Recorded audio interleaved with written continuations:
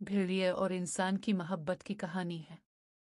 दूर दराज पहाड़ों में, जहां बर्फपोश चोटियां आसमान से बातें करती थी, एक तन्हा भेड़िया रहता था। इसका नाम रू था और उसकी आंखें इस रात की तरह गहरी थीं जिसमें चांद ना हो।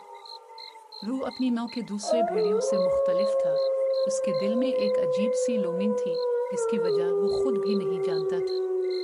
एक दिन जब वो जंगल में घूम रहा था, उसने एक ऐसी चीज देखी जो उसने पहले कभी नहीं देखी थी। एक नौजवान लड़की, गुल अनामी, एक रोशन रंग के लिबास में मलबूस, एक नदी के किनारे बैठी थी। इसके बाल आबशार की तरह चमक रहे थे और उसकी आवाज इस नदी के गुनगुनाने की तरह मीठी थी। रू दूर से देखता रहा। उसके दिल में एक अनोखी कशिश पैदा हो रही थी।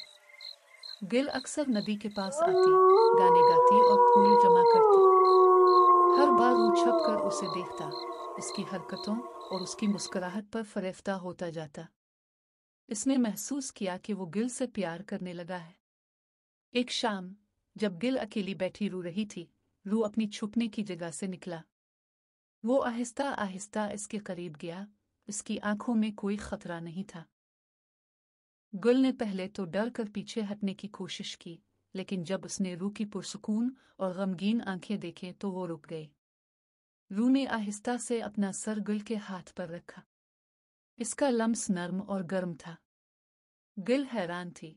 उसने कभी किसी भेड़िए को इतना दोस्ताना नहीं देखा था। इस लम्हे दोनों ने एक खामोश लेकिन गहरा राबता महसूस किया। वक्त गुजरने के साथ साथ रू और गुल की दोस्ती मजबूत होती गई। रू हर रोज गुल से मिलने आता और वो दोनों नदी के किनारे घंटों इकट्ठे बैठते। गुल ने रू को अपनी कहानियां सुनाई, अपने ख्वाबों के बारे में बताया और रू खामोशी से सुनता रहा। उसकी वफादार निगाहें हमेशा इस पर जिमी रही। देहातियों ने जब गिल और भेड़िए की दोस्ती के बारे में सुना तो वो खौफजदा हो गए। उन्होंने गिल को खबरदार किया कि वो रू से दूर रहे, से एक खतरनाक दरिंदा करार दिया। लेकिन गिल ने उनकी बातों पर ध्यान नहीं दिया। वो जानती थी कि रू के दिल में सिर्फ मोहब्बत है। एक सर्द रात जंगल में एक खौफनाक आग भड़क उठी। गिल अपने घर में फंस गई थी और धुआं चारों तरफ फैल रहा था।